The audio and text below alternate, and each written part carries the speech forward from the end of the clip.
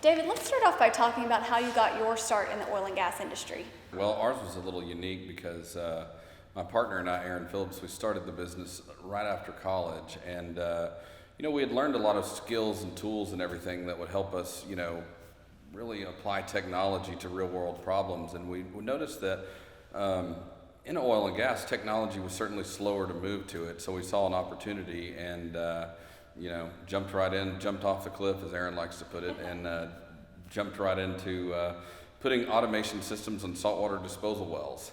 And that then expanded into kind of this whole digital transformation solution that we do today for, E&P companies and midstream and water companies.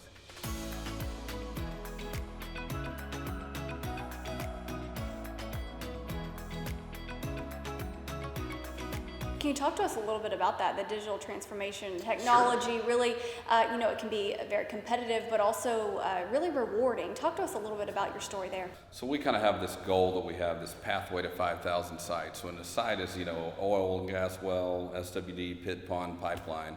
And, what's really interesting about, the digital world and what's going on, if you look at like Airbnb's #1 hospitality company in the country with no hard assets.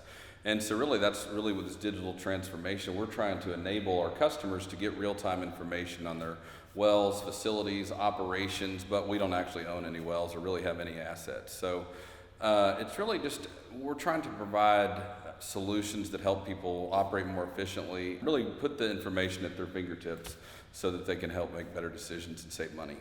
Talk to us a little bit about challenges and risks that you've had to face and overcome throughout your career also.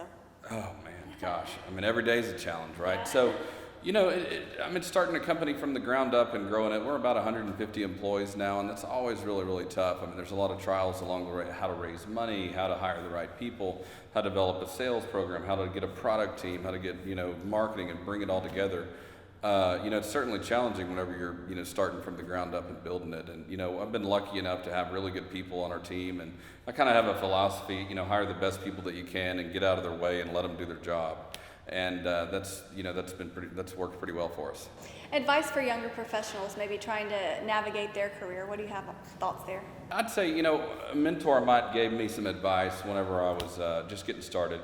He said, write down, get a sheet of paper and write down all the high impact focus areas or opportunities that you have and put them on a sheet of paper and rip the bottom 3/4 of the page and throw it away and focus on the top ones and don't eliminate distractions.